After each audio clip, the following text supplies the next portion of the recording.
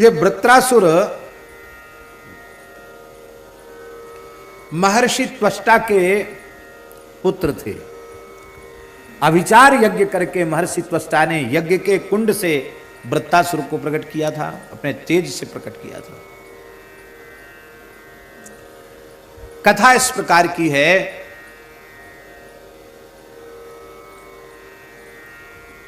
आगे कहना ही पड़ेगा तो अभी उसको संक्षेप में कह देते हैं। एक समय की बात है, त्रिलोक विजयी इंद्र को बड़ा अहंकार हो गया। मैं त्रिलोक विजयी हूं, आसुरी शक्तियों पर मैंने विजय प्राप्त की है। और क्या कहना, स्वर्ग में ऋषि इंद्र की स्तुति कर रहे थे, वेद की ऋचाओं से गंधर्व गा रहे थे, यश को अप्सराएं नाच रही थी, इंद्र अहंकार में फूले हुए थे। उसी समय गुरु बृहस्पति आए।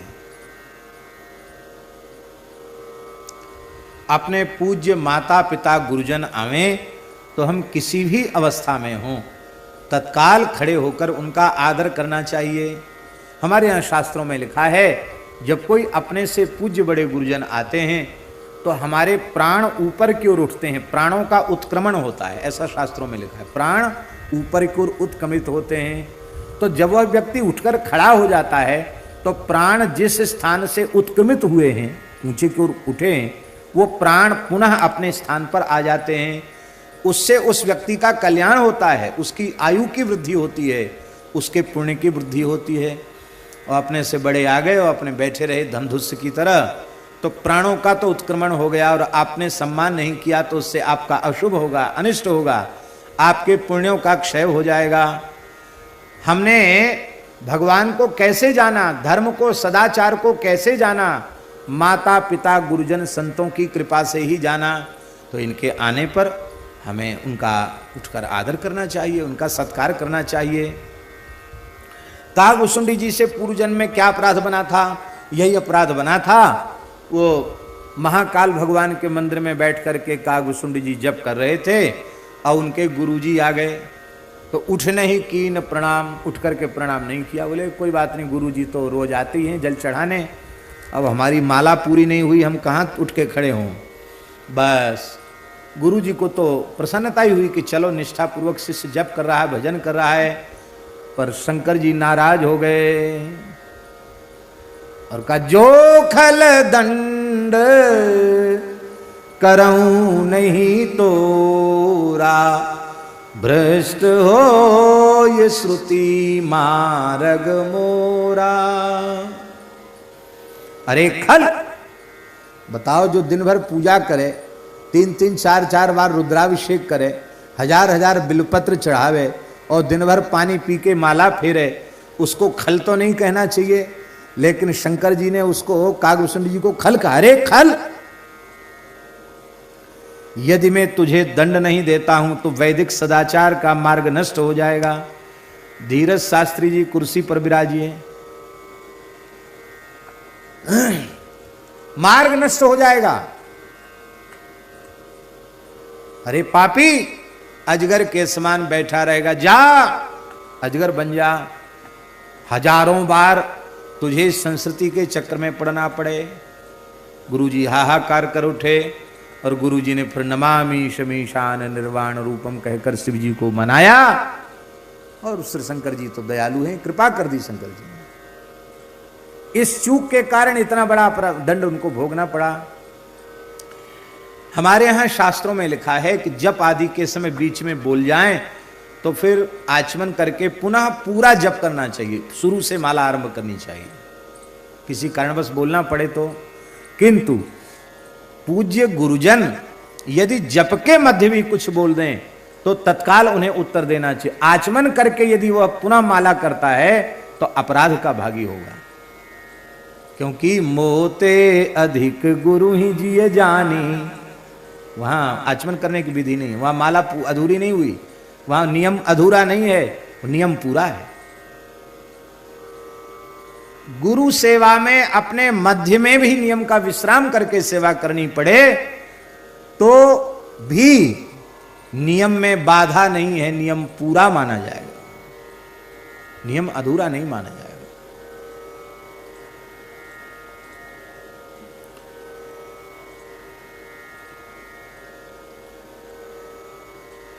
भक्ति सागर जी में लिखा है, श्री श्याम चरणदास जी महाराज ने कहा है, शुक संप्रदाय के आचार्य चरण, हरि सेवा 16 वर्ष गुरु सेवा पल 4, तो भी नहीं बराबरी वेदन कियो विचार।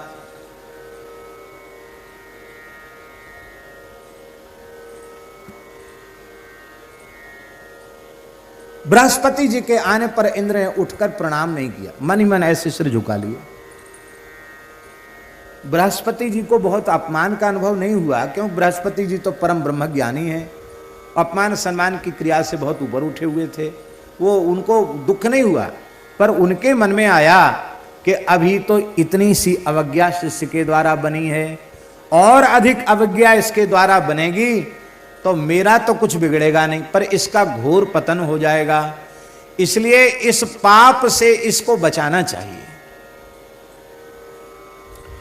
शास्त्रों में लिखा है, शिष्य जब अधिक अपराध करने लग जाए, गुरुजनों की अवज्ञा करने लग जाए, तो गुरुजनों को चाहिए कि या तो उस शिष्य को थोड़े काल के लिए शिक्षार्थ अपने से पृथक कर दे, या स्वयं ही उसे छोड़कर चला जाए। ये शास्त्राज्ञा है। बृहस्पति जी खड़े खड़े अंतर्धान हो गए। अंतर्धान हो गए, पता तो चले इसको कि गुरु कितना जरूरी है, गुरु की महिमा कितनी है। महाराज असुरों को पता चल गया कि गुरु जी का कर कमल हट गया, कहते हैं गुरु जी का साया हट गया। बस असुरों ने धावा बोल दिया। देवता बोले हमने तो जीत लिया था, इनमें इतनी शक्ति आई कहां से, अब क्या करें क्या करें क्या करें क्या करें। तब तक तो छोड़ के भागना पड़ा स्वर्ग को, हाहाकार मच गया। ब्रह्मा जी के पास गए, बोले हमारी शक्ति कहाँ चली गई? बोले तुम्हारी शक्ति थी कहाँ, ये तो गुरु जी की कृपा थी, गुरु जी की कृपा से सब जगह फतेह हो रही थी, विजय हो रही थी। हैं? राखे गुरु जो को पि विधाता, गुरु विरोध नहीं को जग त्राता। भगवान रुष्ट हो जाएं तो गुरु जी बचा लेते हैं। शंकर जी रुष्ट हो गए तो गुरु जी ने प्रार्थना करके शिष्य को बचा लिया, किंतु गुरु जी रुष्ट हो जाएं तो कोई बचाने वाला, भगवान भी उसको बचाते नहीं।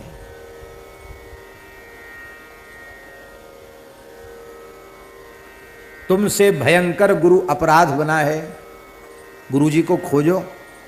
बोले बहुत खोजा, वो तो मिल ही नहीं रहे। बोले देखो सफलता के लिए गुरु का होना बहुत जरूरी है। इंद्र बोले कोई बात नहीं, हम गुरु बना लेंगे, दूसरे गुरु बना लेंगे। ब्रह्मा जी मुस्कुराए, ठीक है बना लो। अब ये महर्षि त्वष्टा के पुत्र थे विश्वरूप, उनके पास गए। उनके 3 मस्तक थे विश्वरूप जी के। उनके चरणों में प्रणाम किया इंद्र ने, कहा महाराज आप हमारे पुरोहित बन जाइए। वे हंसने लगे, बोले बिगर्हितम धर्मशीलैः ब्रह्मवर्च उपव्ययम्। धर्मशील लोग इस पौरोहित्य कृत्य की निंदा करते हैं, बहुत विशेष निंदा करते हैं। ब्रह्मवर्च उपव्ययम्, ये ब्रह्म तेज को नष्ट करने वाला है। मेरे जैसे तपोधन शिलोंच वृत्ति से निर्वाह करने वाले ब्राह्मण आपका पुरोहित बन के कुछ धन लेवें, इसकी हमें आवश्यकता नहीं है।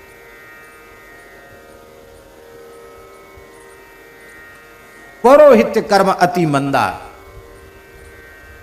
अब आप लोग कहेंगे भागवत जी में तो ऐसा लिखा है, तब कोई ब्राह्मण पुरोहिताई करे नहीं, पंडिताई करे नहीं करेगा तो क्या होगा?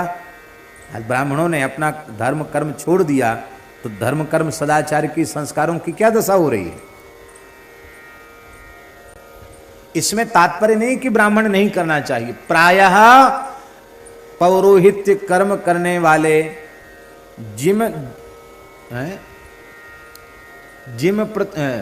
लाभ लोभ अधिकाई, जिम प्रति लाभ लोभ अधिकाई। जितना धन बेचारे सामान्य जो ब्राह्मण उनको तो ज्यादा नहीं मिलता है, कभी कभार कुछ मिल जाता है, लेकिन जिनकी बड़ी बड़ी यजमानी होती उनको बहुत कुछ मिलता है, और जितना अधिक मिलता लोभ उतना ज्यादा बढ़ जाता है। फिर उसमें से एक अंश उन्हें दान करना चाहिए। दान करने का अभ्यास ही नहीं होता। क्यों? लेते लेते लेना का ही अभ्यास हो जाता, देना तो भूल ही जाते हैं। उस सबका अरिष्ट भोगना पड़ता है। इसलिए प्रायः आपने देखा होगा इस प्रकार के लोग, गृहस्थ प्रायः इस प्रकार के जो लोग हैं उनकी संतान बहुत उत्तम नहीं निकलती। तो सब चौका लगाने वाली। सुनने में तो बातें बड़ी कड़वी लगती हैं, लेकिन हमारी बड़ी विनम्र प्रार्थना है, ब्राह्मणों के चरणों में प्रणाम करते हुए प्रार्थना है, आपको पौरोहित्य कर्म अवश्य करना चाहिए, शास्त्रीय विधि से करना चाहिए, श्रद्धापूर्वक निष्ठापूर्वक करना चाहिए, प्रतिज्ञापूर्वक त्रिकाल संध्योपासन करना चाहिए, गायत्री की उपासना करना चाहिए, निर्लोभ भाव से, निष्काम भाव से, स्वधर्म पालन की दृष्टि से यजमान के कल्याण के निमित्त आपको पुरोहित्य करना चाहिए। और उससे जो राशि प्राप्त हुए तो हमारे शास्त्र कहते हैं अपनी आय का दशांश किसी अच्छे सत्कर्म में लगा दो, दान कर दो।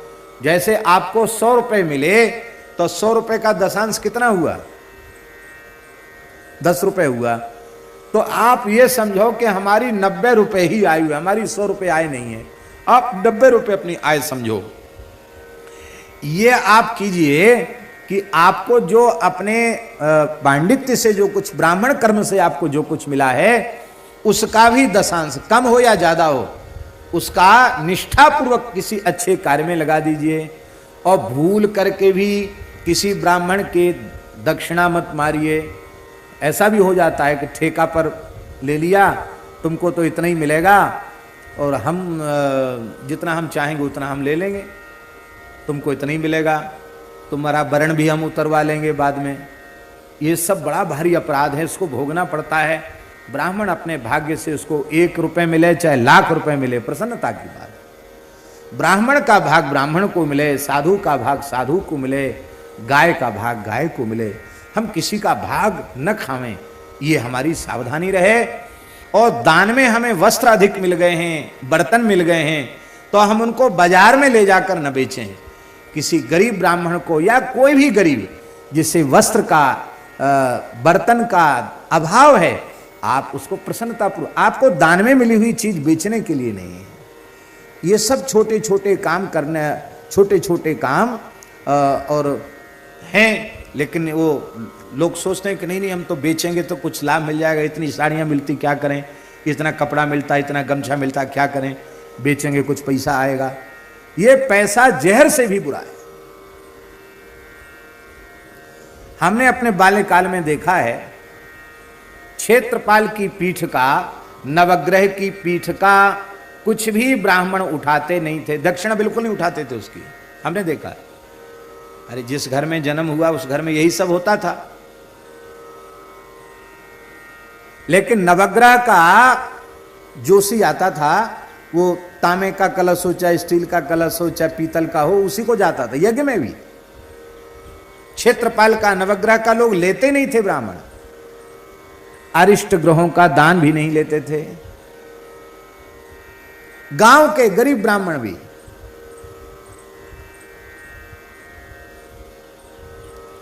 अब तो महाराज नवग्रह ही खा जाएं। अरे बोले वो गणेश जी कहाँ गए, तो जजमान सुपारी खाता था, पंडित जी सुपारी खाते थे, उनको सुपारी मिली नहीं, जंगल में अनुष्ठान हो रहा था, तो पीठ के गणेश जी ही सुपारी उसी को सरोता से कतर के खा गए। लो साहब कहाँ गए गणेश जी, बोले वो तो कतर के खा गए। बताओ अनुष्ठान कैसे सफल हो भाई। बहुत सावधानी रखने की बात। एक जगह हम बोल रहे थे, एक ब्राह्मण हमारे पास मिलने आया, फूट फूट के रोने लगा, नई अवस्था का था, गंगा किनारे की बात है।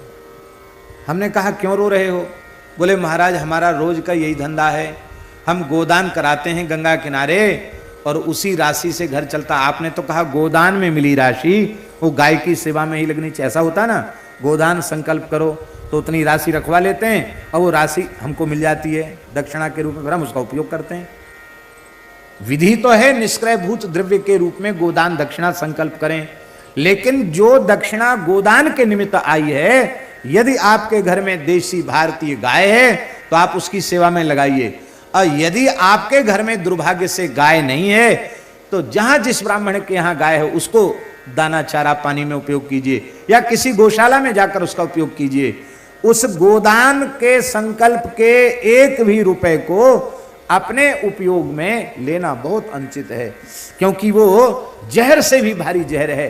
हमारे महाराज जी कहते थे, अग्नि के समान तेजस्वी पुरुष भी गाय का भाग पचा नहीं सकते हैं। भगवत सेवा से, ठाकुर सेवा से बचा हुआ धन गो सेवा में लग सकता है, ब्राह्मणों की सेवा से, संतों की सेवा से, दीन दुखियों की सेवा से बचा हुआ धन गो सेवा में लग सकता है, किंतु गाय की सेवा से बचा हुआ धन गाय की सेवा में ही लगना चाहिए, दूसरे काम में नहीं लगना चाहिए। यहां जो गौशाला में हो रहा है, अब ये रस ब्रजवास महोत्सव हो रहा है, ये महोत्सव गो सेवा की राशि से खर्च करके नहीं हो रहा है, भले ही कोई यजमान नहीं, पर हमारे श्री ठाकुर जी तो यजमान हैं, ठाकुर जी व्यवस्था करेंगे उसकी। लेकिन 1 रुपए हो या जो भी राशि हो, जो गोसेवा के निमित्त यहां आ रहा है, भगवत कृपा से ऐसी सावधानी रखी जाती है कि उसका 1-1 रुपया गाय सेवा में ही लगे। आप लोग जो ब्राह्मण देवता प्रसाद पा रहे हैं, वही गौशाला के अंश से नहीं पा रहे हैं, क्योंकि वो भी एक विचार की बात है। आज जो दान यहां आया और उसी से हमने भंडारा कराया, भोजन कराया, तो गाय का भाग पेट में चला जाएगा। ऐसी सावधानी प्रायः लोग नहीं रख पाते हैं, लेकिन गुरुजनों की कृपा से, गौ माता की कृपा से, भगवान की कृपा से दास ऐसा प्रयास रखता है कि ये सावधानी रखी जाए।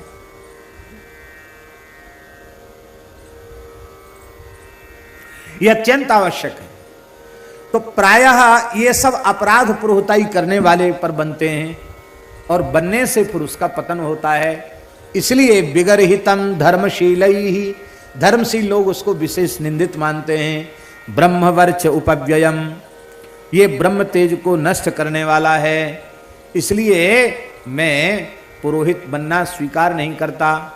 लेकिन एक और बात है, दूसरी शास्त्र की आज्ञा है कि अपने से बड़े आकर के कुछ कहें तो बड़ों की आज्ञा ठुकराना भी पाप है। आप सब देवता हो, इतने बड़े लोग जिनकी उपासना करके आपका दर्शन होता है, आप सब कृपा करके स्वयं ही पधारे, अग्नि, वरुण, कुबेर, इंद्र हैं, सब आए हैं, और हम आप लोगों की बात न माने तो महद अवज्ञा का अपराध लग जाएगा। इसलिए आपकी अवज्ञा का पाप हमें न लगे, इसलिए हम आपकी प्रार्थना को स्वीकार करते हैं। विश्वरूप जी ने पौरोहित्य स्वीकार कर लिया। हमारे महाराज जी इस संबंध में कहते थे, ये महाराज जी का भाव है, बोले इंद्र ने काम चलाऊ गुरु बना लिया। बोले जब तक गुरु जी गायब हैं तब तक दूसरा कोई काम चलाऊ गुरु बना लो, और काम चलाऊ गुरु बने तो क्या हालत भाई। इसलिए महाराज जी कहते थे सब चीज काम चलाऊ हो सकती, पर गुरु काम चलाऊ नहीं हो सकता। गुरु तो गुरु होता, काम चलाऊ नहीं होता। कि चलो एक गुरु जी चले गए तो दूसरे बना लो, दूसरे गए तो तीसरे बना लो, और फिर वो आ जाएंगे तो वो तो है ही है, ऐसा नहीं। गुरु जी माने गुरु जी।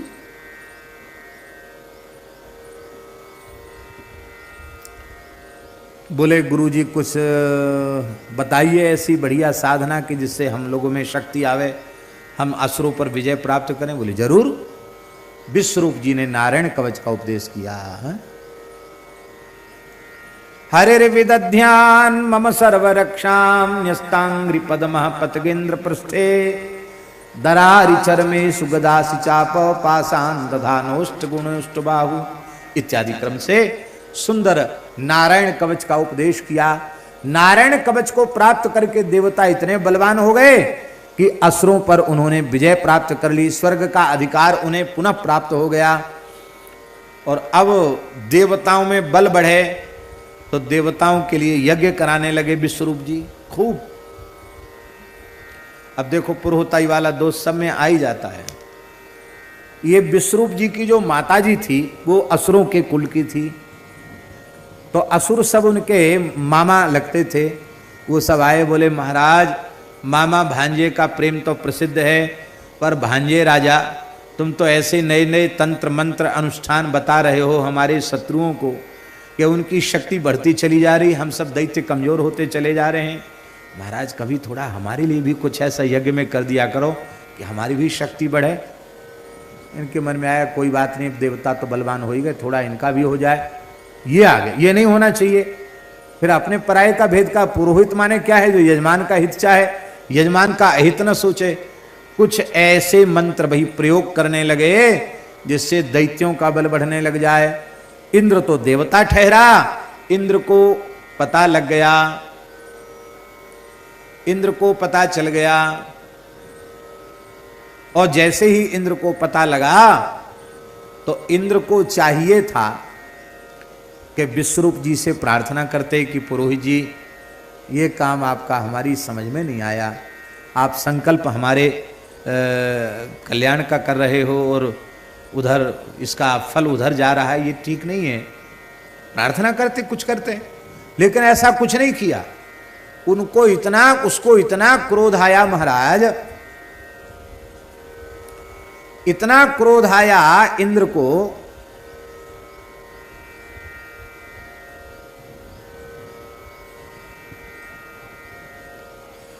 इंद्र को इतना क्रोध आया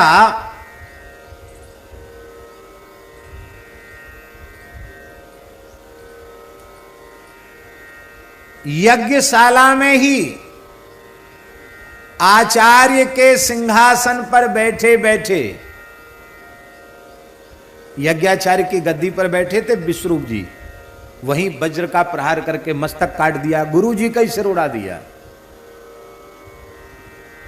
महाराज जी कहते थे दूसरी शिक्षा लेनी चाहिए, काम चलाओ गुरु नहीं बनाना चाहिए। काम चलाओ गुरु ने गड़बड़ कर दिया, असुरों का बल बढ़ाने लग गया, ये गड़बड़ी हो गई। और कहते बड़े लोगों को जल्दी चेला नहीं बनाना चाहिए, दूसरी शिक्षा महाराज जी कहते ये लेनी चाहिए, बड़े लोगों को जजमान नहीं बनाओ, मध्यम वर्ग के छोटे लोग बहुत अच्छे होते हैं, जो कहोगे सो मान जाएंगे, उनमें श्रद्धा अधिक होती है। और बड़े तो ऐसे होते हैं कि महाराज बुरा नहीं मानना, वे आचार्य को ब्राह्मण समझते ही नहीं हैं, वे तो उसे नौकर समझते हैं और इस प्रकार से व्यवहार करते हैं जैसे नौकर से व्यवहार किया जाए, और उस प्रकार का व्यवहार उसके सर्वनाश का कारण बन जाता है। इसलिए भैया बहुत सावधानी रखो साधु ब्राह्मणों के साथ व्यवहार में, इनके साथ नौकर जैसा कभी व्यवहार न करो। हमें अपने विद्यार्थी जीवन की एक घटना का स्मरण है। एक दिल्ली के सज्जन थे, उनका नाम भी हम जानते लेकिन नाम हम लेंगे नहीं, पुरानी बात है, अब तो उनका शरीर भी नहीं होगा। परम श्रद्धेय पूज्य श्री सुदामा दास जी महाराज के विशेष भक्त थे वो। जब जब सुदामा कुटी में आते थे तो बड़े भंडारे करते थे, 4-4, 5-5 तरह की मिठाइयां, हो दक्षिणा और कपड़ा, बड़ा प्रसिद्ध था उनका भंडारा भगत जी का। बंदरों को इतना केला और फल खिलाते थे कि बंदर खूब खाते, फिर गाल में भर लेते, फिर इतना ऊब जाते कि गाल से निकाल के बाहर पर फेंक देते। ऐसा खूब उदारता पूर्वक बढ़िया भंडारा कर रहे हैं। उस भगत के ऊपर एक संकट आ गया, भारी संकट।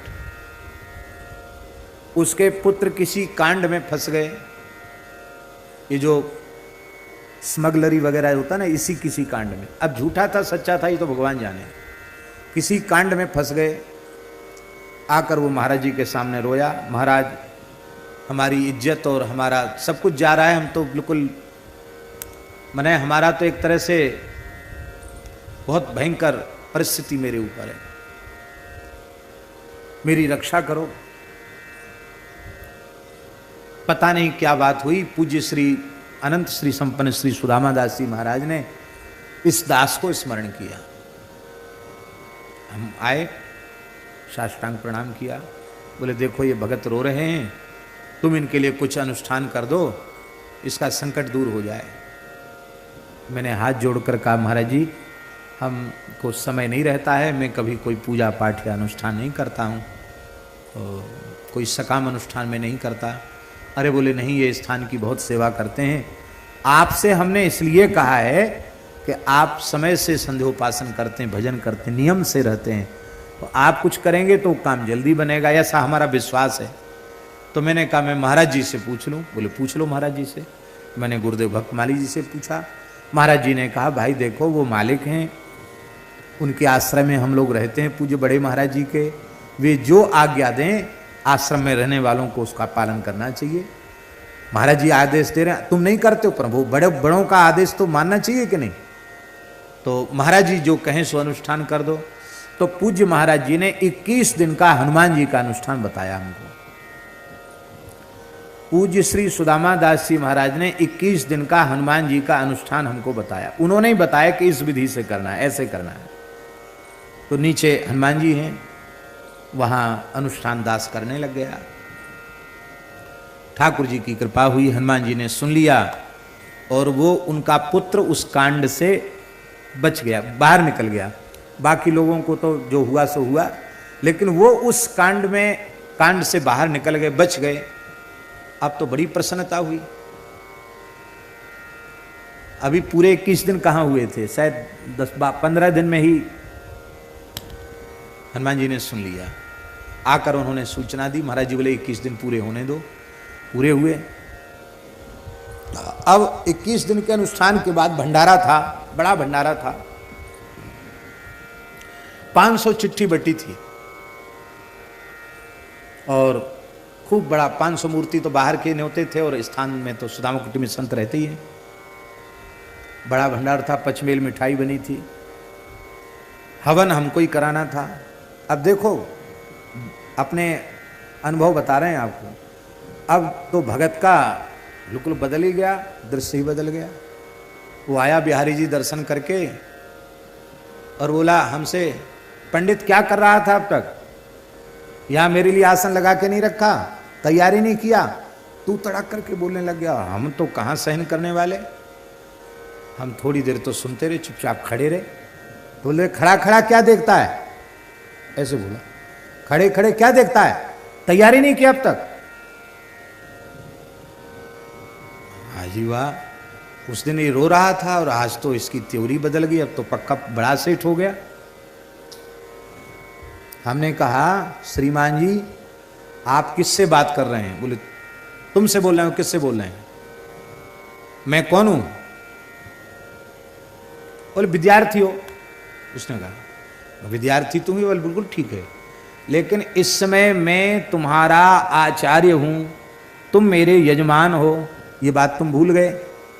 तो तुम ऐसा व्यवहार मेरे साथ कर रहे हो जैसे तुम अपना नौकरों के साथ व्यवहार करते हो।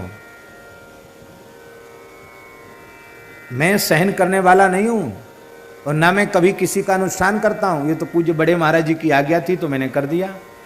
अब तुमको जो अच्छा मिले उससे तुम करवाना, जो तुम्हारी तू तड़ाक सहन करे उससे करा, मैं नहीं कराता। उठ के हम चले गए।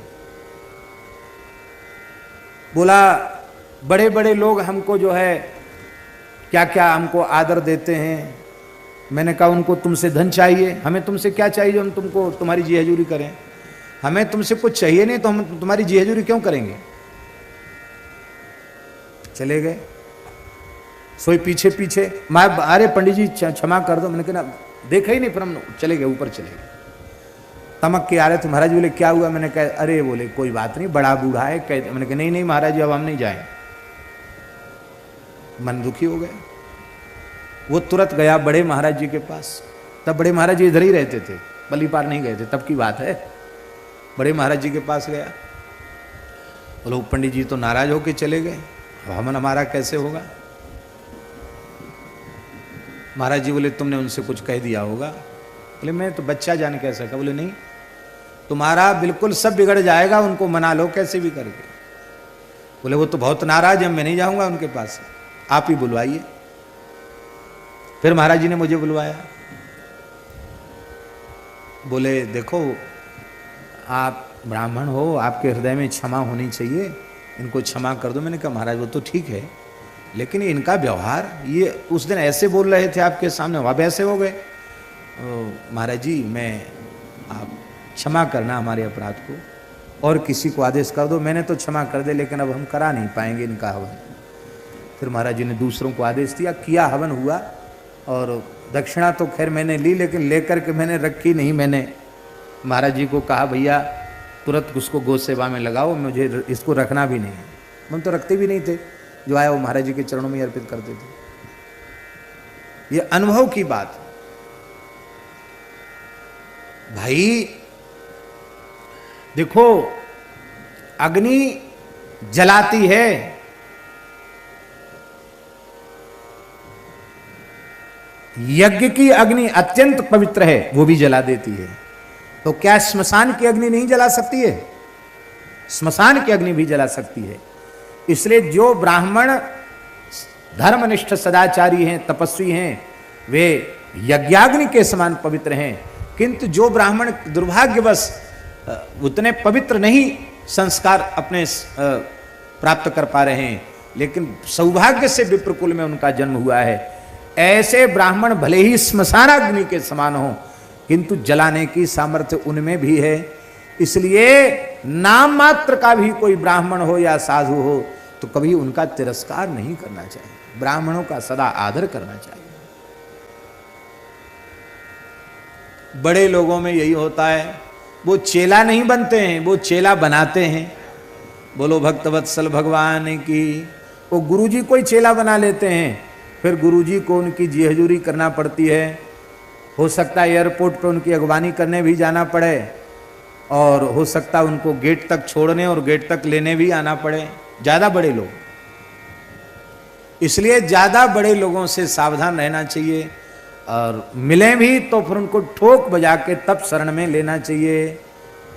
बड़े हो तो अपने बड़प्पन को पहले छोड़ो, ईमानदारी से शरणागत बनो, तो राम जी के दरबार में आश्रय मिलेगा। क्योंकि यहां राजा रंक में भेद नहीं है, ये तो ठाकुर जी का दरबार है, यहां किसी में भेद नहीं, ये भाव। तो महाराज बड़ी विचित्र स्थिति है, बहुत विकट स्थिति है। इंद्र ने सीधे विश्वरूप का मस्तक काट दिया। यहां एक ध्यान और देना है, एक अपराध बनने के बाद अपराध की परंपरा शुरू हो जाती है। गुरु अपराध बना, गुरुजनों का तिरस्कार, ब्राह्मण का तिरस्कार, गुरु का तिरस्कार वध के समान पाप है, वो पाप लगा। दूसरा पाप प्रत्यक्ष ब्रह्म हत्या हो गई, जिनको पुरोहित बनाया उनका मस्तक काट दिया। त्वष्टा ऋषि को बहुत क्रोध आया कि मेरे सीधे साधे तपस्वी पुत्र को इन देवताओं ने आचार्य बनाया, गुरु बनाया, पुरोहित बनाया, और छोटी सी बात पर उसका मस्तक ही काट दिया। तो मैं इंद्र का विनाश करने का यज्ञ करूंगा। यज्ञ किया और यज्ञ में आहुति दिया, इंद्र शत्रु विवर्धस्व मां चिरम जहि विद्विषम। अरे इंद्र के शत्रु तुम बढ़ो और अपने शत्रु को जल्दी से नष्ट कर दो। अब यहां इंद्र शत्रु शब्द जो है ना, ये समास है। इसमें दो समास हैं, एक तो बहुब्रीहि समास है और एक तत्पुरुष समास है। जब तत्पुरुष समास करेंगे तब होगा इंद्रस्य शत्रु, इंद्र शत्रु तत्संबुद्धौ हे इंद्र शत्रु, ये बनेगा। और जब बहुब्रीहि समास करेंगे तब होगा इंद्र एव सातैतः शत्रु यस्य असौ इंद्र शत्रु तत्संबुद्धौ हे इंद्र शत्रु त्वं विवर्धस्व अचिरम च विद्विषम जहि। इस प्रकार का अर्थ किया जाएगा। तो वेद में समास, जो समस्त पद होता है जिसमें समास है, इसमें कौन सा समास है, ये निर्णय कैसे होगा वेद में? तो स्वर के अनुसार वेद में समास का निर्णय होता है। तो इंद्र शत्रु शब्द में अंतोदात्त पढ़ना चाहिए था त्वष्टा ऋषि को। उदात्त जानते हो कौन सा? हाँ, ये तो आप नीचे तो अनुदात्त बोले, तो उदात्त ऊपर के स्वर को कहते हैं ना, उदात्त, अनुदात्त और स्वरित बीच वाला। तो इंद्र शत्रु शब्द में जो शत्रु का वो कार्य है वहां उनको स्वर लगाना चाहिए था, कौन सा, उदात्त स्वर लगाना चाहिए था, लेकिन वो क्रोध के आवेश में थे, इसलिए उनसे स्वर विपर्यय हो गया, स्वर में गड़बड़ी हो गई। इंद्र शत्रु शब्द में अंतोदात्त स्वर पढ़ना चाहिए था उनको, आदि उदात्त स्वर लगा दिया उन्होंने। तो आदि उदात्त करने से बहुब्रीहि समास होता है, अंतोदात्त करने से तत्पुरुष समास होता है। तो अंतोदात्त न करके आदि उदात्त लगा दिया, इससे बहुब्रीहि समास हो गया। तब अर्थ क्या हो गया, तब अर्थ हुआ इंद्र ही है मरने वाला जिसके द्वारा, ऐसा इंद्र के द्वारा मरने वाला, इंद्र एव सातिता, इंद्र ही है मारने वाला जिसका, ऐसा पैदा हो जाए। इसलिए महर्षि पाणिनि ने पाणिनि शिक्षा में कहा है, मंत्रो हीनः स्वरतो वर्णतो वा, मंत्र का उच्चारण ठीक ठीक करना चाहिए। वाह हो तो वाई बोलो, बा हो तो बा बोलो, शा सा शा, इनमें भी ध्यान रखना चाहिए, हैं? एकदम ठीक उच्चारण वेद का होना चाहिए। स्वर भी ठीक लगना चाहिए। बहुत जल्दी स्वर लगाने में चूक हो जाती है, उदात्त की जगह अनुदात्त, अनुदात्त की जगह उदात्त हो जाता है। इसलिए या तो इतना बढ़िया अभ्यास करो कि आपका स्वर, जहां जो स्वर वहीं आपका हाथ जाए, अन्यथा स्वर नहीं लगाना चाहिए। अन्यथा स्वर माने ये अर्थ मत लगाने कि स्वर मत लगाओ, अन्यथा माने जो स्वर नहीं है वो स्वर नहीं लगाना चाहिए, जो जिसका स्वर है वही लगाना चाहिए। मंत्रो हीन स्वरतो वर्णतो वा मिथ्या प्रयुक्तो, मंत्र का मिथ्या प्रयोग नहीं करना चाहिए, हास परिहास में प्रयोग नहीं करना चाहिए, मिथ्या प्रयोग। जैसे बहुत से लोग कहते हैं ना, चाय पिएंगे तो पंडित लोग कहेंगे सर्वस्य चाहम हृदय सन्निविष्टो, चाह, अब उसका अर्थ ये थोड़ी गीता जी का सर्वस्य चाहम हृदय सन्निविष्टो, पर कहेंगे सर्वस्य चाहम हृदय सन्निविष्टो, इसको मिथ्या प्रयुक्त कहते हैं। ऐसा मंत्रों के साथ नहीं करना चाहिए खिलवाड़। और बोले भगवान का जन्म तो पता है कि भगवान कब जन्म लेते हैं, अर्जुन का जन्म नहीं बताया आपने गीता जी में, बोले लिखा है बहूनि में व्यतीतानि जन्मानि तब 4 जून अर्जुन का जन्म है, 4 जून का। अब ये मिथ्या प्रयुक्त हो गया, वहां अर्जुन है, 4 जून थोड़े ही है कि 4 जून को अर्जुन का जन्म हुआ। इस तरह से मंत्रों के साथ खिलवाड़ करना भी अपराध है। एक पंडित जी थे, हमें याद है, प्रतिष्ठा कार्यक्रम हो रहा था, गर्मी का समय था, एक मंदिर की प्रतिष्ठा थी, तो वो शरबत बनाते थे। तो जैसे ही शरबत में शक्कर घोरते तो कहते अघोरेभ्यो थघोरेभ्यो घोर घोर तरेभ्या, तो अघोर मंत्र का उच्चारण करते, बोले ये सब शरबत बनाने का, ठंडाई बनाने का मंत्र है, चीनी एकदम घोर घोर के तर कर दो, कोई दाना न रह जाए। अब लोग हंसते थे, लेकिन अब समझ में आता कि नहीं, ये मिथ्या प्रयुक्त है, इस तरह से नहीं करना चाहिए। कई बार हास परिहास में भी लोग तिलक लगाने में किसी को शनि का मंत्र पढ़ देंगे, किसी ब्राह्मण के साथ परिवास करना है, तिलक लगा रहे तो शन्नो देवी रवस्तयापो भवन्तु पीतये संजो रवि स्रवंतिता स्रवंतु न शनैश्चराय नमः, लोग हंसने लग जाएंगे, शनिचर महाराज हैं। ये मिथ्या प्रयुक्त है, ये भी अपराध है, ऐसा नहीं करना चाहिए। जो जिस मंत्र का प्रयोग जिस अर्थ में, जिस कृत्य के लिए उसका प्रयोग शास्त्र निर्धारित है, वैसा ही करना चाहिए, हास परिहास नहीं करना चाहिए, हैं? तो मंत्रो हीन स्वरतो वर्णतो वा मिथ्या प्रयुक्तो नतमर्थमाह सबाग वज्रो यजमानम हिनस्ति, वह वाणी जो अशुद्ध स्वर लगाया गया है, वह वाणी ही वज्र बन करके यजमानम हिनस्ति, यजमान का नाश कर देती है। कैसे? यथेन्द्र शत्रु स्वरतो पराधात, महर्षि पाणिनि लिख रहे हैं, जैसे त्वष्टा ऋषि उनका यज्ञ इंद्र शत्रु शब्द में गलत स्वर लगा देने के कारण उनका यज्ञ ही बिगड़ गया, इसी तरह से ये तो भगवान की बड़ी दया है जो आज इस भयंकर समय में भी और यहाँ कुछ अच्छे वैदिक तैयार हो रहे हैं, पलाश दंड लेकर के, दोनों से संविधान करके, त्रिकाल संध्योपासन करके और बड़े गोष्ठ में रह करके बड़े सदाचार पूर्वक ये ब्राह्मण बालक बटुक ब्रह्मचारी उत्तम संस्कार युक्त शिक्षा प्राप्त कर रहे हैं। भगवान से प्रार्थना है, गोमाता से प्रार्थना है, कामधेनु गोमाता से कि ऐसा अवसर जल्दी आवे कि अभी तो ये वेद विद्यालय के रूप में यह एक शुभारंभ मात्र है, एक विशाल विश्वविद्यालय स्थापित होवे और ऐसा आदर्श विश्वविद्यालय जहां षडंग वेद की शिक्षा प्राप्त होवे और वैदिक सनातन धर्म के रक्षक ब्राह्मण तैयार होकर के यहाँ से निकलें और एक ऐसा भी विशाल विद्यालय बने जहाँ जो भी सर्व समाज के लोग हैं जो अच्छे संस्कार अपने बालक बालिकाओं को देना चाहते हैं उनके लिए भी संस्कार युक्त अच्छी शिक्षा प्राप्त होवे, जिसमें ये हमारी भारतीयता के संस्कार लंबे समय तक बने रहें, लोगों के घरों में सुख शांति का वातावरण बना रहे। भगवान ही पूरा करेंगे, ये भगवान की सब कृपा से ही होगा।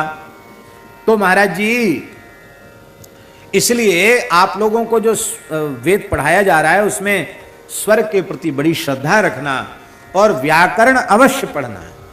देखो भगवान की कितनी दया है कि काशी में जिन्होंने ठीक से विधिवत पढ़ा, ऐसे जय नारायण दास जी गायत्री पुरस्कार यहाँ कर रहे हैं और आप लोगों को बड़े सहज भाव से व्याकरण पढ़ाने के लिए उपलब्ध हैं। तो ये बहुत अच्छा समय है कि वेद और व्याकरण दोनों पढ़ने का बहुत अनुकूल समय है, आप लोग जरूर पढ़ें।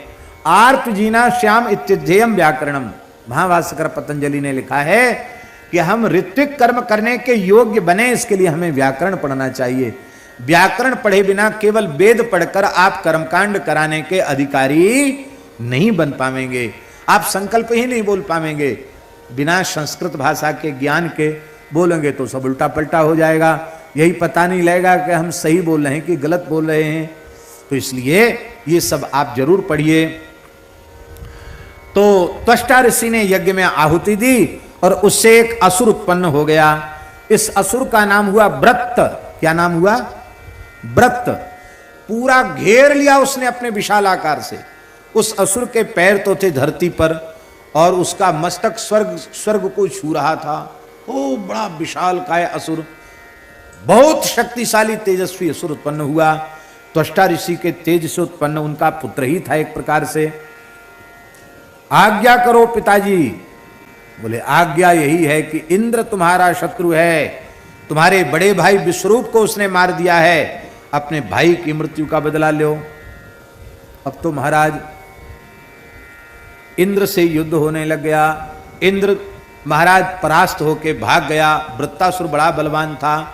तब इंद्र भगवान की शरण में गया, बोले महाराज बचाओ हमको। गुरुजी तो मिल ही नहीं रहे, गुरुजी के कारण ये सब दुर्दशा भाई। गुरुजी नहीं है, गुरुजी होते तो कोई युक्ति मुक्ति बताते। अब क्या करें? बोले अब करोगे क्या?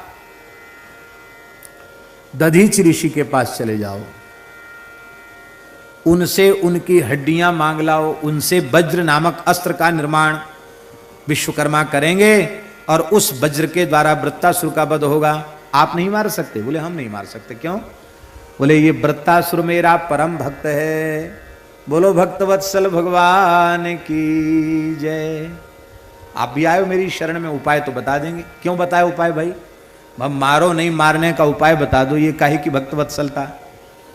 श्री ठाकुर जी जानते हैं ये असुर शरीर में आ गया पार्वती जी के शाप से। ये जल्दी इस भाव से मुक्त होकर जैसे पहले मेरा पार्षद था वैसे ही पुनः मेरी सेवा में आ जाए, ये भगवान चाहते हैं। इसलिए भगवान ने ये बात बताई। इंद्र गए दधीचि ऋषि के पास, बोले आप अपनी हड्डियां हमको दे दीजिए। कहा क्यों? उससे वज्र बनेगा, वृत्तासुर का वध होगा। दधीचि ऋषि ने क्या कहा? दधीचि ऋषि ने कहा जिजीव शिवणाम जीवानाम आत्मा प्रेष्ठ इहेप्सिता का उत्सहेत तम दातुम भिक्षमाणाय विष्णवे। दधीचि महर्षि ने कहा कि देखो शरीरधारियों के भीतर जीवित रहने की इच्छा इतनी प्रबल होती है कि साक्षात भगवान विष्णु भी आकर के भीख मांगने लग जाएं कि तुम अपना शरीर हमको दे दो, तो व्यक्ति इतना चतुर है वो हाथ पांव जोड़ के कहेगा महाराज आप तो सहज सर्वज्ञ सर्वशक्तिमान परमात्मा हो, आपके तो सब संकल्प से ही काम हो जाते हैं, आपको इस मलमूत्र के बर्तन की क्या जरूरत पड़ गई, महाराज आप संकल्प से ही काम कर लीजिए, मैं आपको नहीं दे सकता। यद्यपि जानता है कि भगवान ने ही मनुष्य देह उसको दिया है। कबहू करी करुणा नर देही देत ईश बिनु हेतु सनेही, करुणा करके दिया है, नहीं देगा। और आप कहते हो को हड्डियां दे दो, कैसे दे दें?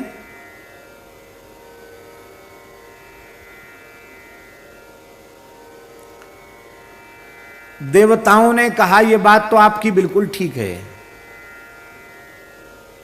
लेकिन आप जैसे जो परोपकारी महात्मा होते हैं उनके लिए कुछ भी असंभव होता, वे तो जगत के कल्याण के लिए अपना तन मन प्राण सर्वस्व न्यौछावर कर देते हैं।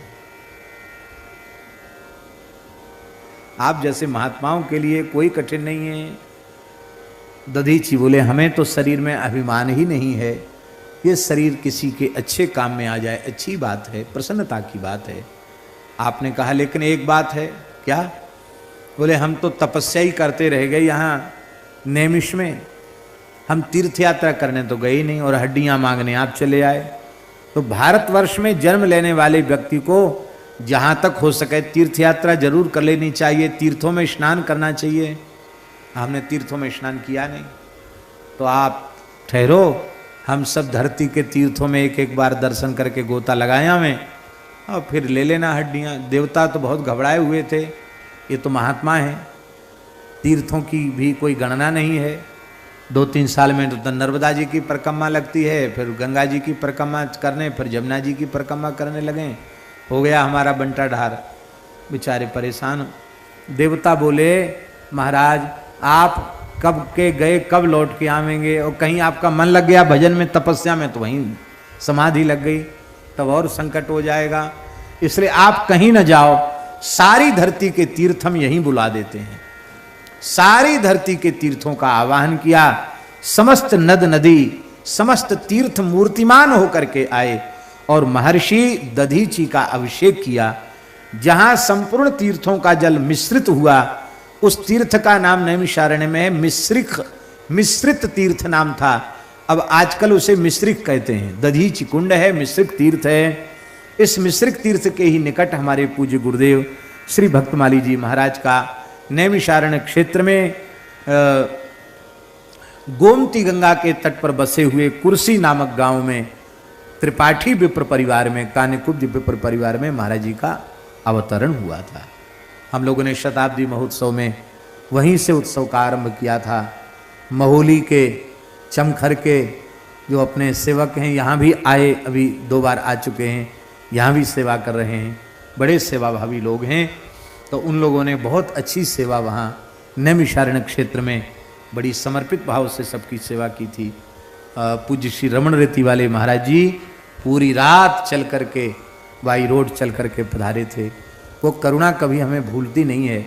भयंकर कोहरे में महाराज जी गाड़ी से चल करके पूरी रात चल कर आए थे, और कितनी उनकी करुणा, सुमेरु महोत्सव में स्वयं व्यासपीठ पर विराजमान होकर पूज्य श्री रमण रेती वाले महाराज जी ने हम सबको इस गौशाला में अनुग्रहित किया था। इन संतों की कृपा के हम सदा सर्वदा ऋणी ही रहना चाहते हैं, कभी उऋण नहीं होना चाहते हैं। इन महापुरुषों के चरणों में प्रणाम है। श्री वृंदावन बिहारी लाल की जय। दधीची महर्षि ने अपनी हड्डियां देवराज इंद्र को दे दी, वज्र बना। देवराज इंद्र ने वृत्तासुर के साथ युद्ध किया, भयंकर युद्ध हुआ। वृत्तासुर भगवान के इतने बड़े भक्त हैं कि इंद्र जैसे प्रबल शत्रु से युद्ध करते हुए भी वे भगवान की स्तुति कर रहे हैं। ये वृत्तासुर के 4 श्लोक जिन्हें वृत्त चतुश्लोकी कहा जाता है, श्रीमद् वल्लभाचार्य महाप्रभु जी ने अपने पुष्टि सिद्धांत का प्राण इन्हें माना है, उनकी नींव माना है इनको। अहम हरे तब पादैकमूल दासानुदासो भविता स्मि भूयः मनः स्मरेता सुपतेर गुणास्ते गृणीतवा कर्म करो तु काय न नाक पृष्ठम न च पारमेष्ठम न सार्वभौमम न रसाधिपत्यम न योग सिद्धि रपुनर्भवं वा समंजसत्वा विरहैयकांक्षे अजात पक्षा इव मातरं खगा स्तन्यं यथा वत्सतराक्षुधार्ता प्रियं प्रियेव्युषितं विषण्णा मनोरविन्दाक्ष दिदृक्षते त्वां ममोत्तम श्लोक जनेषु सख्यं संसार चक्रे भ्रमतस्वकर्मभिः त्वन्माययात्मात्मजदार गेहे स्वासक्त चित्तस्य न नाथ भूयात्। इस संबंध में महाप्रभु श्री वल्लभाचार्य जी ने एक बहुत प्यारी बात कही है। हम बार बार कहते फिर भी हमारा मन भरता नहीं है।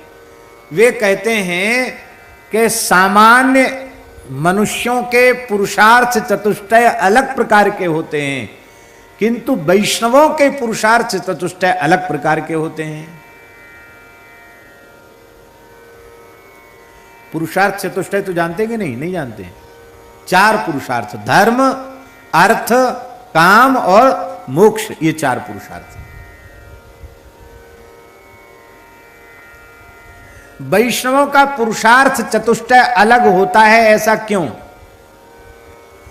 क्योंकि महाप्रभु जी का मत है कि इस वृत्तासुर के प्रकरण में वृत्तासुर ने का त्रैवर्ग कायास विघात मस्मत पैतर अस्मत् पतिर विधत्ते पुरुषस्य शक्र। स्वयं देवराज इंद्र वृत्तासुर कह रहे हैं, हे देवराज इंद्र अस्मत् पति, हम वैष्णवों के जो पति भगवान हैं, स्वामी हैं, वो अपने शरणागत के त्रिवर्ग का नाश कर देते हैं। धर्म का नाश, अर्थ का नाश, काम का नाश कर देते हैं। रहा चौथा मोक्ष, मोक्ष उसे चाहिए नहीं, क्योंकि समझ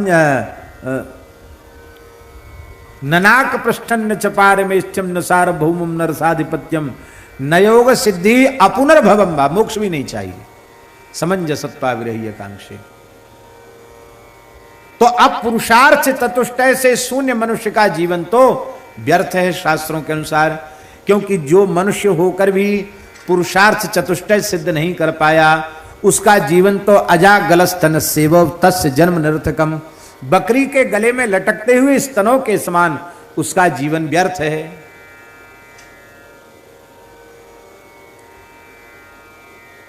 तो वैष्णव को फिर भक्ति से क्या लाभ हुआ? तो चारों पुरुषार्थ ही नष्ट हो गए। बोले नहीं, इसका मतलब है वैष्णवों के पुरुषार्थ अलग प्रकार के हैं और इतरों के पुरुषार्थ अलग प्रकार के हैं।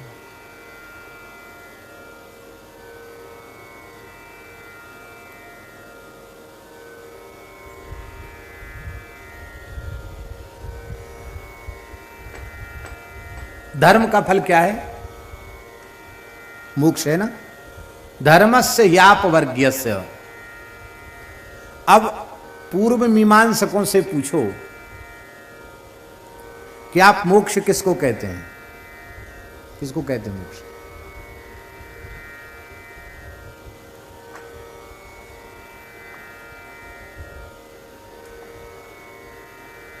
बोलो भाई, कोई तो बोलो। अरे स्वर्ग की प्राप्ति को मोक्ष मानते राम जी। उनके यहां स्वर्ग लोक की प्राप्ति ही मोक्ष है। तो धर्म क्या हुआ? बोले धर्म जिससे स्वर्ग मिले वो धर्म हो गया। स्वर्ग कैसे मिलेगा? बोले वर्ण धर्म आश्रम धर्म का पालन कर तो आपको स्वर्ग मिलेगा। स्वर्ग ही मोक्ष है। तो उनका धर्म अलग हो गया कि नहीं हो गया? और उनका मोक्ष भी अलग हो गया, और उनका अर्थ और काम वो भी अलग हो गए। अब वैष्णव का देखो, वैष्णव का धर्म क्या है? बोले वैष्णव का धर्म है, सामान्य लोग धर्म करते हैं किस लिए? संसार की सभी चीजें हमको मिले और मरने के बाद ये मिले, ये मिले, ये मिले, ये मिले, ये मिले, सब कुछ। और वैष्णव का धर्म किस लिए है? कायेन वाचा मनसेन्द्रियैर्वा बुद्ध्यात्मना वानुसृत स्वभावात् करोति यद्यत् सकलं परस्मै नारायणायेति समर्पयेत् तत्। वो जो कुछ कर रहा है स्वर्ग आदि की प्राप्ति के लिए नहीं, लौकिक भोगों की प्राप्ति के लिए नहीं, वो केवल भगवत प्रसन्नता के लिए करता है। और करने के बाद भगवान के चरणों में अर्पित कृष्णार्पणमस्तु।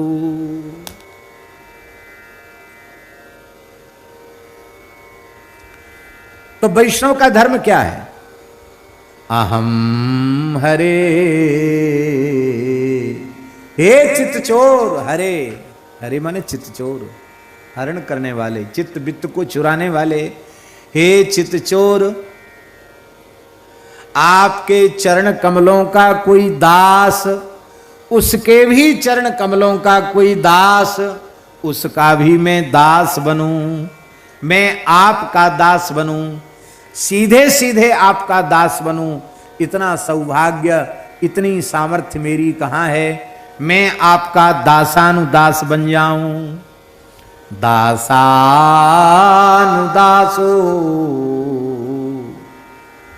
भवितास्मि भूयः। मैं आपका दासानुदास बनूं। आपका दास बन के तो देख लिया पूर्व जन्म में, आपका पार्षद बन गया था और शंकर जी का अपमान किया, पार्वती जी के हिसाब से असुर बनना पड़ा।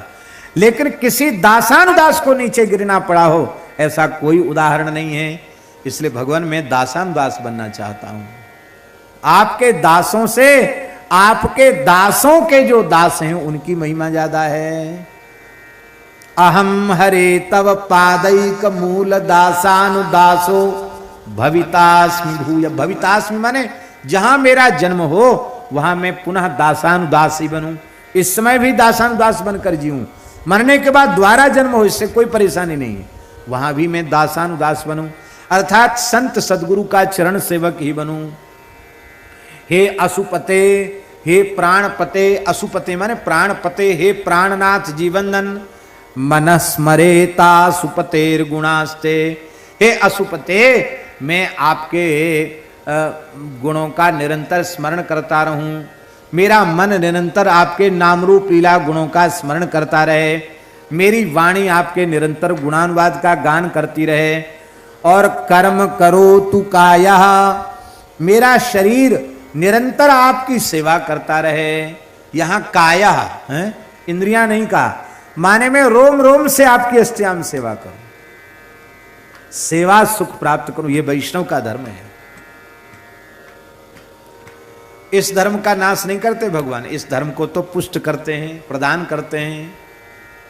और वैष्णव का अर्थ क्या है? संसारी पुरुषों का अर्थ तो अनर्थकारक है, पर वैष्णवों का अर्थ क्या है? क्या अर्थ है वैष्णवों का? बोले ननाक पृष्ठम, ये मेरा अर्थ नहीं है।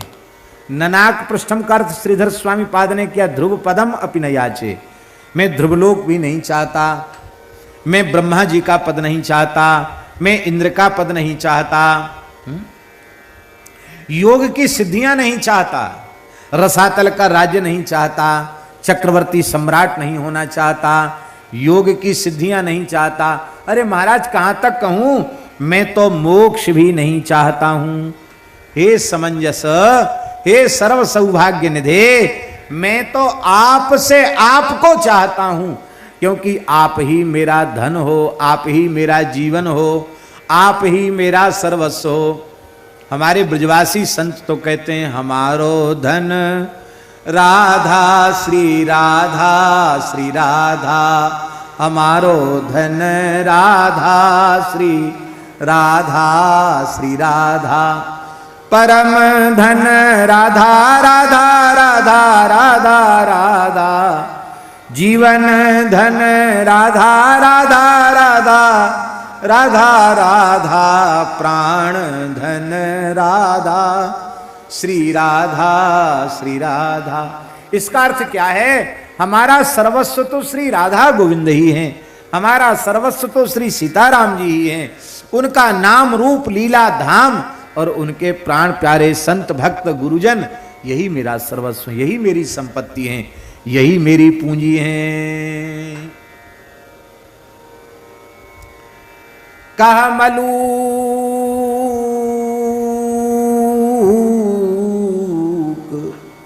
मेरी रामे पूंजी, जीव बराबर राखूं। मलूक देवानी में जीव माने प्राणों के बराबर, प्राण धन है रघुनाथ जी। जीव बराबर राखूं, यही संपत्ति। काम क्या है वैष्णवों का, काम माने कामना, इच्छा क्या है। हे नाथ, जिस पक्षी के अभी पंख नहीं उगे हैं और वो पक्षी अपने घोंसले में चहक रहा है, अपनी मां की, अपने पिता की याद में अपनी मां की याद करता है, ऐसे ही मैं अजात पक्षी की तरह आपको पुकारता रहूं। जिस बछड़े ने, जिस बछिया ने अभी दाना पानी चरना नहीं सीखा है, वो केवल गाय के दूध पर ही आश्रित है, ऐसी स्तनंद है वत्स के समान मैं आपके लिए व्याकुल रहूं।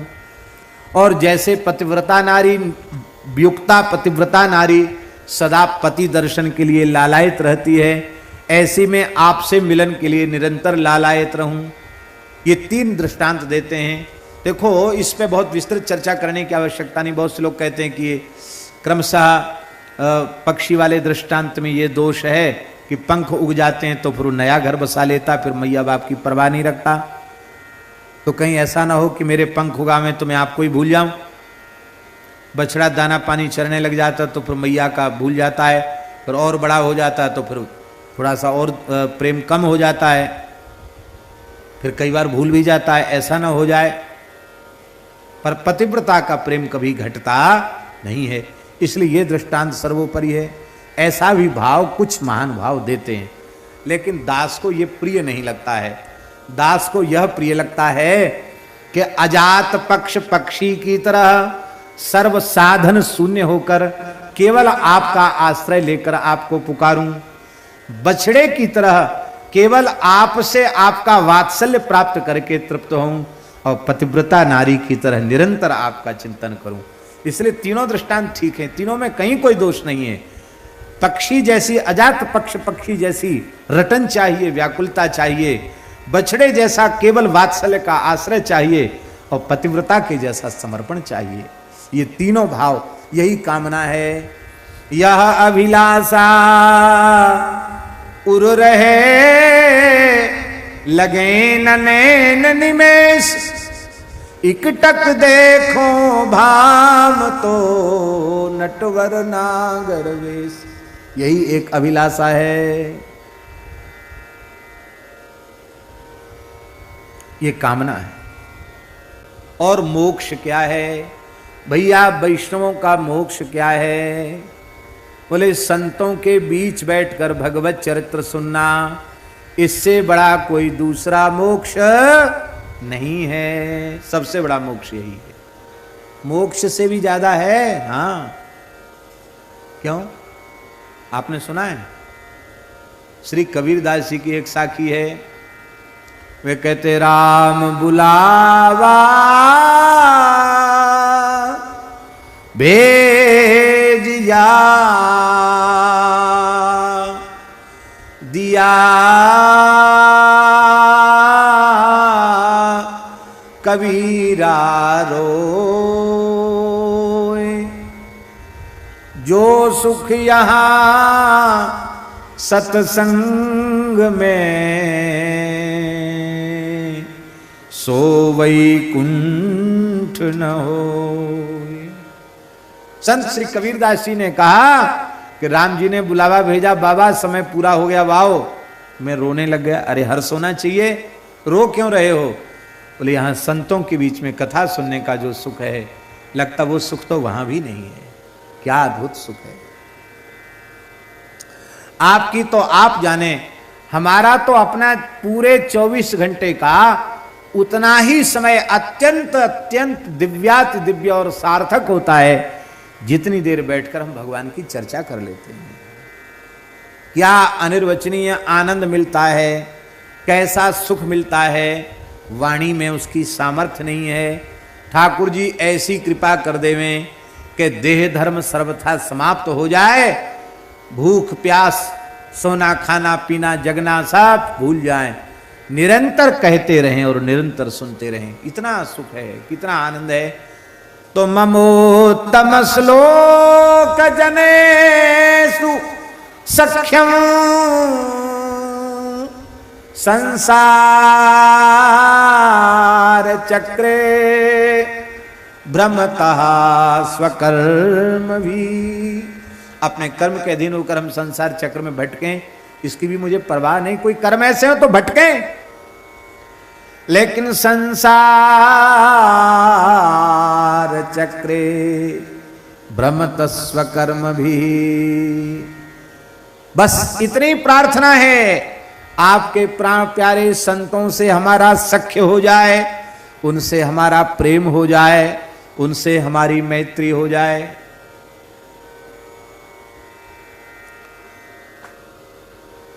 क्या करें, मन में तो कई कई बातें आ जाती हैं। हरिराम बाबा कहते थे, संस्कृत का श्लोक नहीं है, हरिराम बाबा की वाणी सुनी हुई है। वो कहते थे,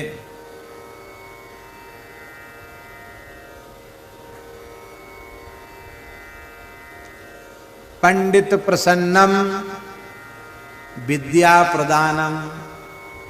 संस्कृत नहीं है, साधु सही।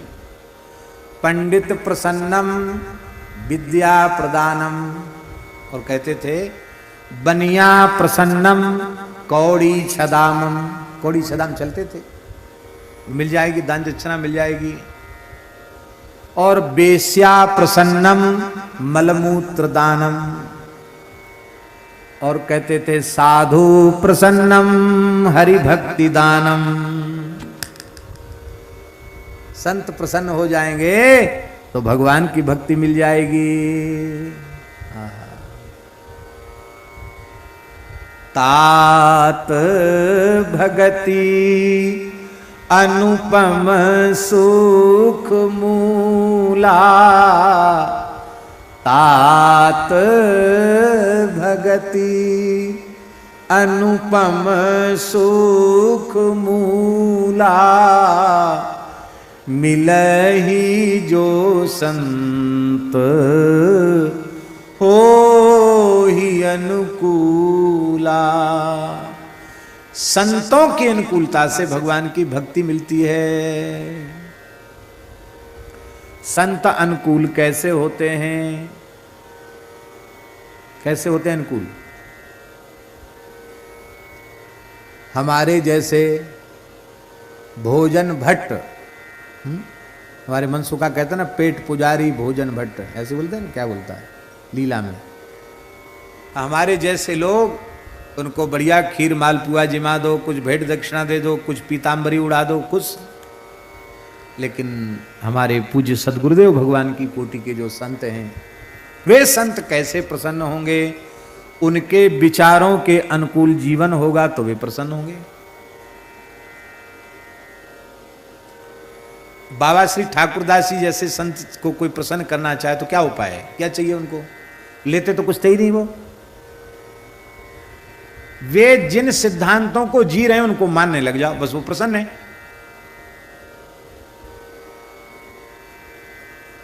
मान लो आपके ऊपर प्रसन्न बाबा भाई, किस बात से प्रसन्न हुए?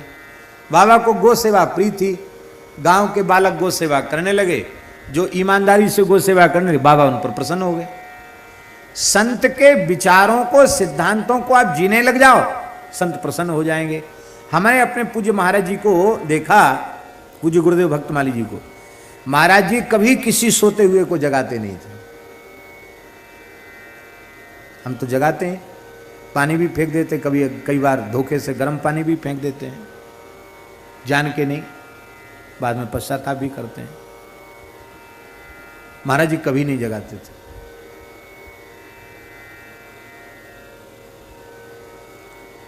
हाँ, सर्दी में कपड़ा किसी का उघर जाए तो रात्रि को आराम से उसकी रजाई, कंबल, कपड़ा उसका ठीक से उड़ा देते महाराज जी, हमने आंखों से देखा।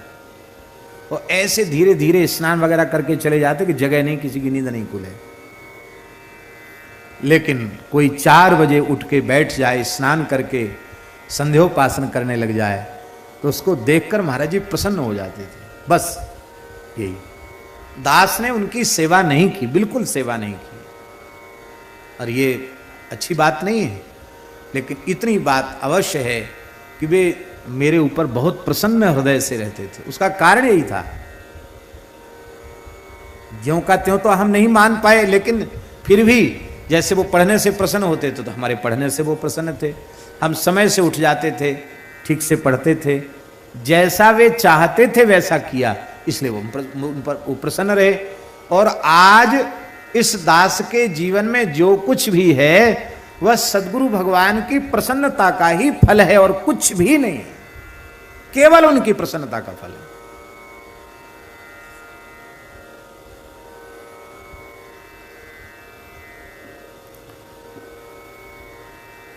शुरुआत जीवन में आए, छोटे से तो थे, 10 साल के रहे, 10-11 साल के। तो एक दिन ऐसे बैठे थे, महाराज जी बोले, पंडित जी संध्या नहीं कर रहे हो, बैठे हो, क्या बात है? तो हमने कहा वो हम चमेली का तेल लगाते थे। उन्होंने कहा महाराज जी चमेली का तेल हमारा ख़त्म हो गया, और चमेली का तेल लगाएं तब तिलक लगाएं तब संध्या करें। तो महाराज जी बोले अभी इतने जल्दी तो दुकान खुलेगी नहीं, सवेरे 5 बज रहा है, अभी तो दुकान खुलेगी नहीं, दुकान खुलेगी तब तुम्हारे लिए चमेली का तेल मंगा देंगे, बाकी ये माताओं का काम है, चिकना चुपड़ा मुंह करना, तेल लगाना, ये साधु ब्रह्मचारियों का काम नहीं है तेल लगाना। तो तेल लगाओगे फिर सावन की जरूरत पड़ेगी, फिर सावन लगाओगे फिर तेल की जरूरत पड़ेगी। हम मंगा तो देंगे, लेकिन ये सब बहुत अच्छी चीज़ नहीं है। बस इतना कहा उन्होंने।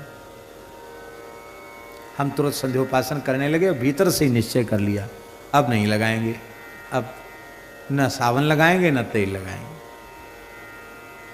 महाराज जी बोले मंगा देते, मैंने कहा महाराज जी अब हम लगाएंगे नहीं, तेल नहीं लगाएंगे। कब तक नहीं लगाओगे? क्योंकि जब तक चल जाएगा तब तक नहीं लगाएंगे। और उनकी कृपा से लगभग 14 वर्ष तक न तेल लगाया न सावन लगाया। जब नहाते थे तो गाय के गोबर को शरीर में लगा लेते, सिर धोना हो तो सूखा आंवला पानी में भिजा देते, उससे सिर धो लेते थे। विद्यार्थी जीवन में कभी जरूरत ही नहीं पड़ी, तेल सावन से छुट्टी मिली, बहुत समय बच गया। बाद में कुछ ऐसी तकलीफ हमको हो गई कि हमको फिर तेल की आवश्यकता पड़ने लगी। अब चिकित्सक का निर्देश मान के उसको स्वीकार करते हैं, बाकी बहुत बढ़िया से समय बीत गया है। इस बात से महाराज जी प्रसन्न हुए। रासलीला होती थी तो तुरंत दौड़ के रास देखने चले जाते, रास में बड़ा अच्छा मन लगता था। तो मनसुखलाल जी थे महाराज जी के पास, बोले ये पढ़ने आए कि रास देखने आए? तो तो महाराज जी बोले पंडित जी पर हमें भरोसा है, ये रास में भी कुछ न कुछ पढ़ ही लेंगे। तो वहाँ से लौट के आए तो महाराज जी बोले आज क्या देख के आए? तो नटलीला हुई थी। तो हमने पूरी नटलीला सुना दी। महाराज जी बोले देखो ये रास से पढ़ के आए कि नहीं आए? आदि से अंत तक पूरी लीला सुना दी। इन्होंने बहुत छोटे थे, जैसे ये कृष्णदास हैं इससे भी छोटे थे। पूरी लीला सुना दी आद्योपांत के, आज ये देख के आए। महाराज बोले देखो रात से पढ़ के आए कि नहीं पढ़ के आए? इसलिए इन पर हमें भरोसा है, ये जहां बैठेंगे कुछ ग्रहण ही करेंगे। ये अपनी विशेषता नहीं, ये सदगुरु भगवान की कृपा है। और ये कृपा केवल इसलिए कि उनके जैसा होना तो स्वप्न में भी संभव नहीं है, लेकिन जहां तक हो सका उनकी कृपा से, उनके रुख को ध्यान में रख करके विद्यार्थी जीवन में निर्वाह हुआ। उसी का अनुग्रह आज भी प्राप्त है, आज भी उनकी महती कृपा है।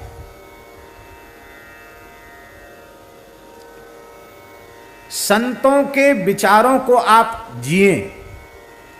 पूज्य स्वामी संपूर्णानंद जी कहते थे कि संतों को मत मानो, संतों की मानो।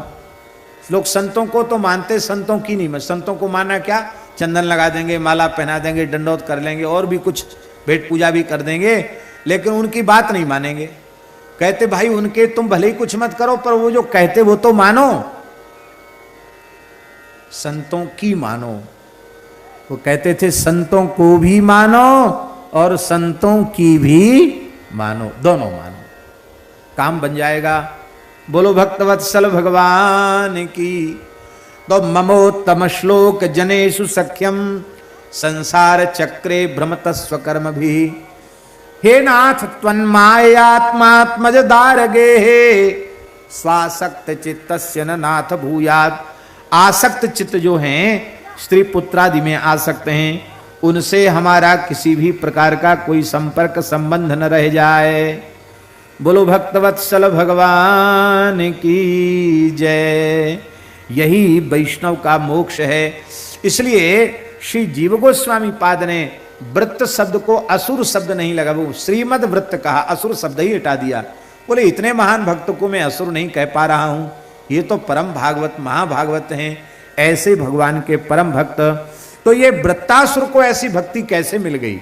गोस्वामी तुलसीदास जी कहते हैं संत कृपा से ही भक्ति मिली। बोले इस जन्म में तो कोई संत का संग मिला नहीं, पूर्व जन्म में देवर्षि नारद जी का संग मिल गया था।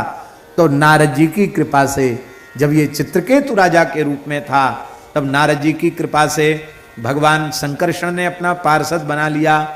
और आज वही भक्ति के संस्कार पूर्व जन्म के आज तक। और वो भक्ति के संस्कार किसकी कृपा से? ये है साधु संग का प्रभाव। यहां है क्या कहा था हमने कि साधु पद सलिल निर्धूत कलमस सकल। ये पद में जितने नाम आए ना, कौन कौन? व्रत बलि बाण प्रहलाद मय व्याध गज ग्रद्ध द्विज बंधु, इन सबको चरणामृत मिला। क्योंकि इस पद के तीसरे अंश में साधु पद सलिल निर्धूत कलमस, इसका मतलब इन सबको संत चरणामृत मिला, उससे इनको इतना लाभ मिल गया। चित्रकेतु ने नारद जी के चरण धोए थे और थोड़ी देर का सत्संग किया, चरणामृत लिया था, उससे वो चरणामृत का संस्कार असुर शरीर तक भी साथ चला गया। वृत्तासुर रूप में भी कोई खान पान तो पवित्र नहीं था वृत्तासुर का, लेकिन वो सत्संग का, संत कृपा का, संत चरणामृत का संस्कार यहां तक चला आया। इंद्र कोई खा गया था, ऐरावत हाथी के साथ वृत्तासुर, वो तो नारायण कवच की महिमा से बच गए इंद्र, नहीं तो जय सिया राम। ऐरावत के सहित निगल गया था वृत्तासुर, इतना पराक्रमी दैत्य असुर वृत्रासुर।